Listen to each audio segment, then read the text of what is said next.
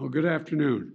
When America made 12 years of public education universal in the last century, we became, not figuratively, literally, the best educated public in the world and better prepared than any other nation. And I would argue that it's one of the reasons why we were so successful and have been so successful.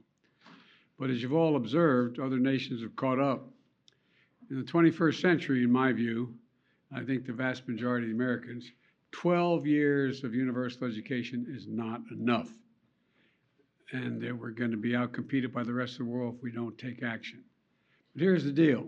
The cost of education beyond high school has gone up significantly. The total cost to attend a public four-year university has tripled, nearly tripled in 40 years. Tripled.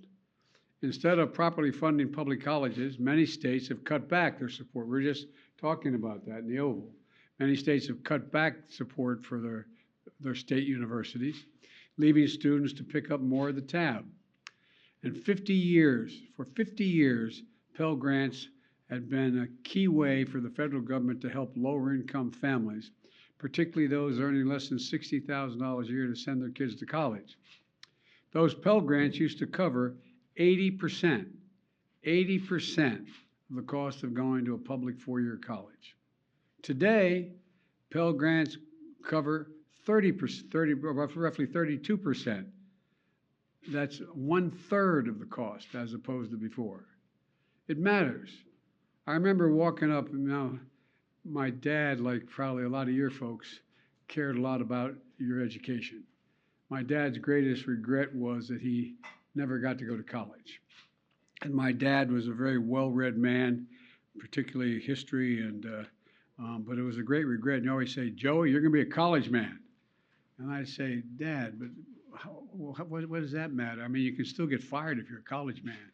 He said, "Yeah, but they can never take it away from you. They can never take your education away."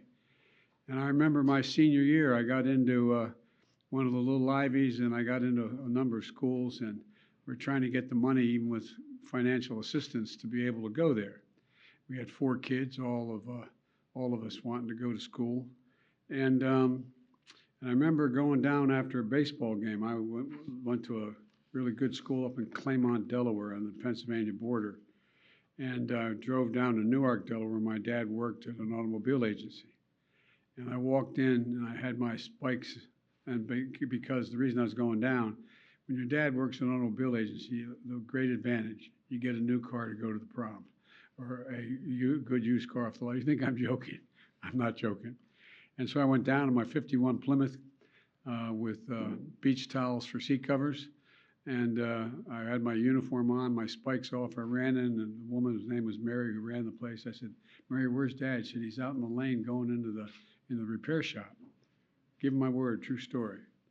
And my dad was a well-dressed, refined fella, and I walked out, and my dad was pacing back and forth between the big garage door going into the repair shop and the door going out of the showroom. And he looked up, he said, "Oh, Joey, honey, I'm so sorry. I'm so sorry." And I thought, God, something happened. This is before cell phones.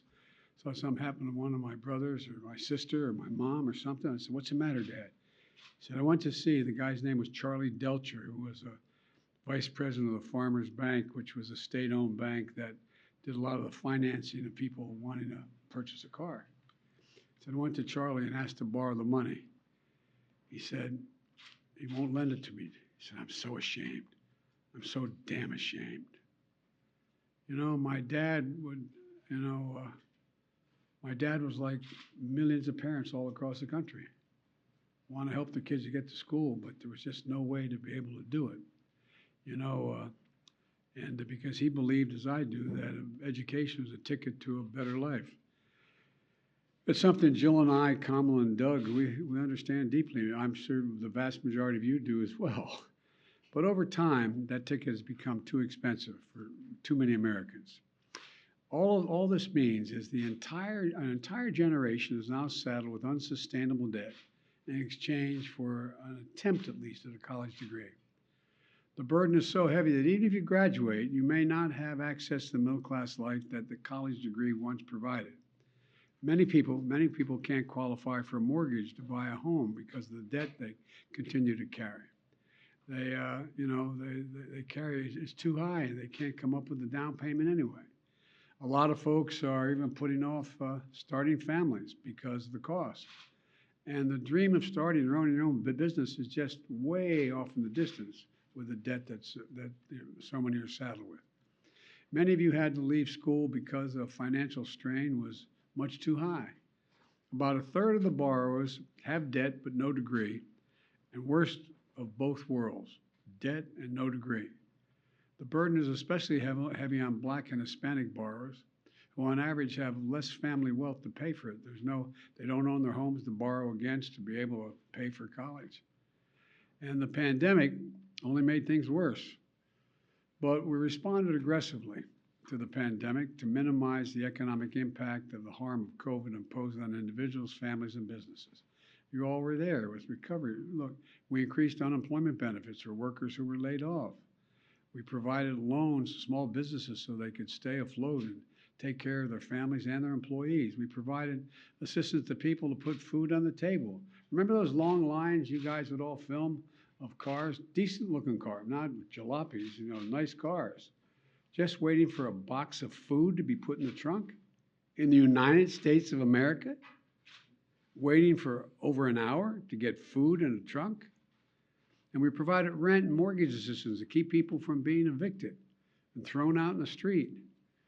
Our approach to help Americans who need it the most was necessary, and it was the right thing to do, and it helped people avoid financial crisis, which helped our whole country as a consequence of that. That didn't benefit them, it benefited the whole economy.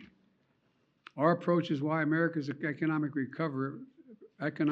recovery was faster and stronger than any other advanced nation in the world. Now it's time to address the burden of student debt in the same way. Working closely with the Secretary of Education, he's got the hard job, Secretary Cardona. Here's what my administration is going to do to provide more breathing room for people so they have less burden by student debt. And quite frankly, to fix the system itself, which when we came in, we both acknowledged was broken in terms of, anyway. There are three key factors what we're going to do today. First, we've made incredible progress advancing America's economic recovery. We've wound down pandemic relief programs like the ones on unemployment insurance and small businesses. It's time we do the same thing for student loans. Student loan payment pause is going to end. It's going to end December 30. I'm extending to December 31st, 2022, and it's going to end at that time. It's time for the payments to resume.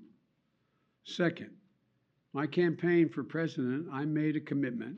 That would provide student debt relief, and I'm honoring that commitment today. Using the authority Congress granted the Department of Education, we will forgive $10,000 in outstanding federal student loans. In addition, students who come from low-income families, which allowed them to qualify to receive a Pell Grant, will have their debt reduced $20,000. Both of these targeted actions are for families who need it the most.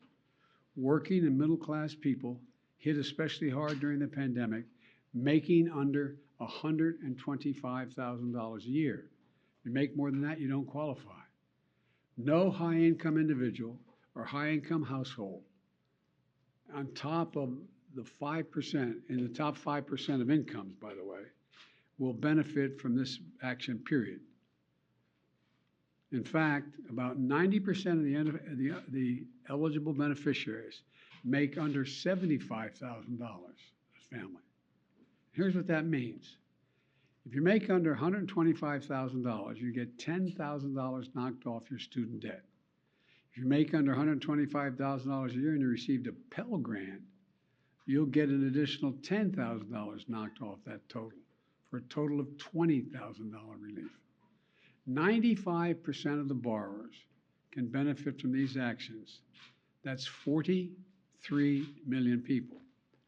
Of the 43 million, Over 60% are Pell Grant recipients. That's 27 million people who will get $20,000 in debt relief. Nearly 45% can have their student debt fully canceled.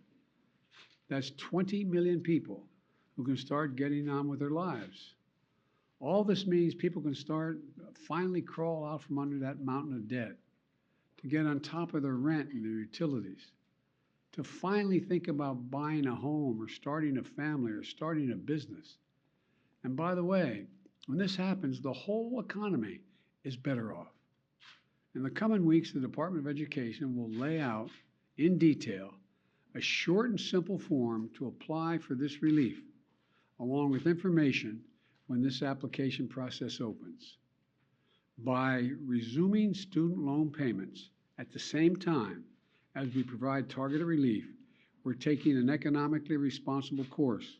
As a consequence, about $50 billion a year will start coming back into the Treasury because of resumption of debt.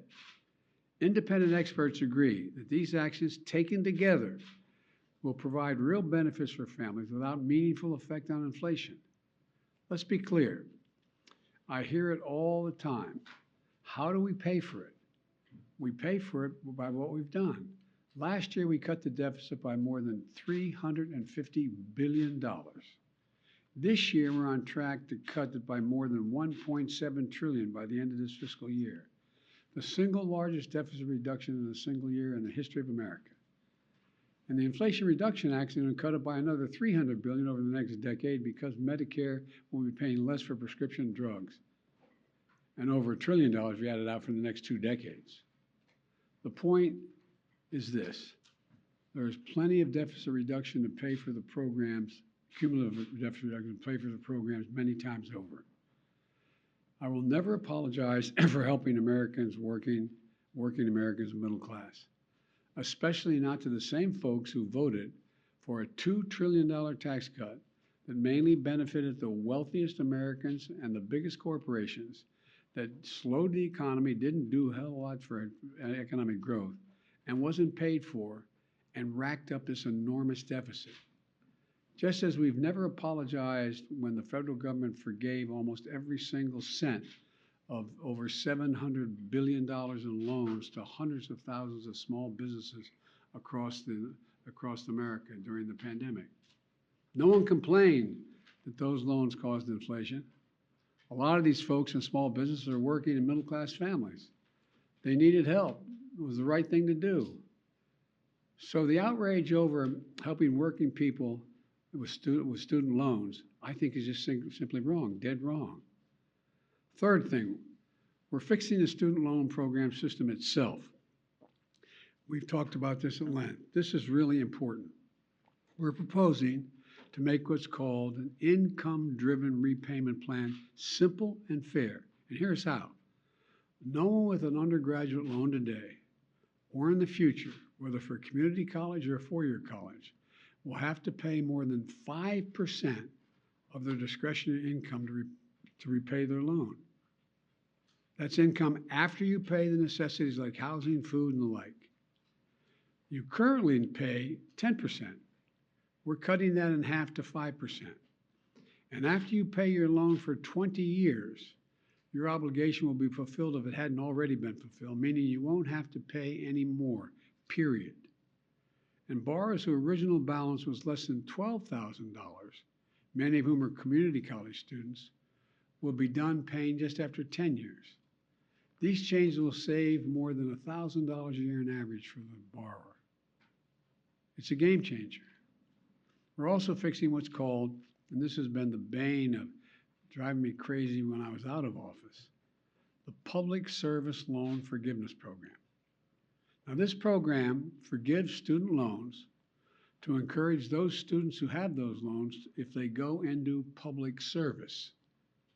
Think of the millions who are public school teachers, local police officers, workers at local charities, members of the military and the National Guard, and so many more. Think of the folks who work for federal, state, local, tribal governments, keeping essential services going, responding to natural disasters, all those firefighters and cops.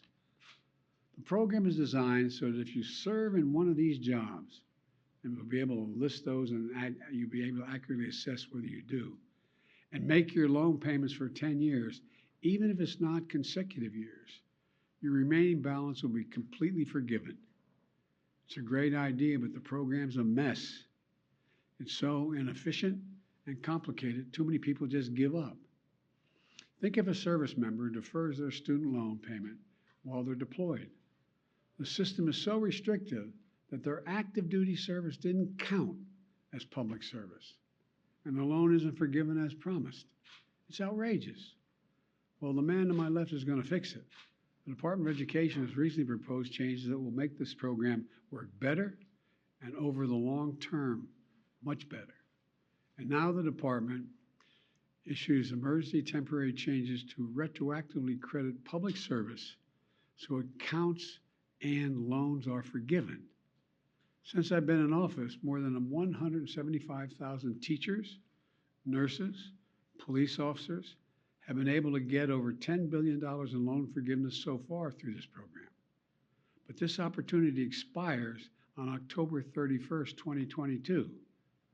So my message to all servants, all public servants, all those who are the ones that are volunteering, is out with student debt to go. Here's what you want, if you're worried about how to do it, go to pslf.gov before October 31st to see if you qualify for public service student loan forgiveness. This is another game changer. And we're going to have people who are there to help get you, help direct you and work you through the process. And one more big change we're making to the system is we're holding colleges accountable for jacking up costs without delivering value to students. We've all heard of those schools luring students with a promise of big paychecks when they graduate, only to watch these students be ripped off and left with mountains of debt. And my predecessors looked the other way, for some reason, with good reason, to do anything about this fraud. My administration is taking it on. For example, the Department of Education works with private education associations to accredit colleges and universities so they can receive federal aid.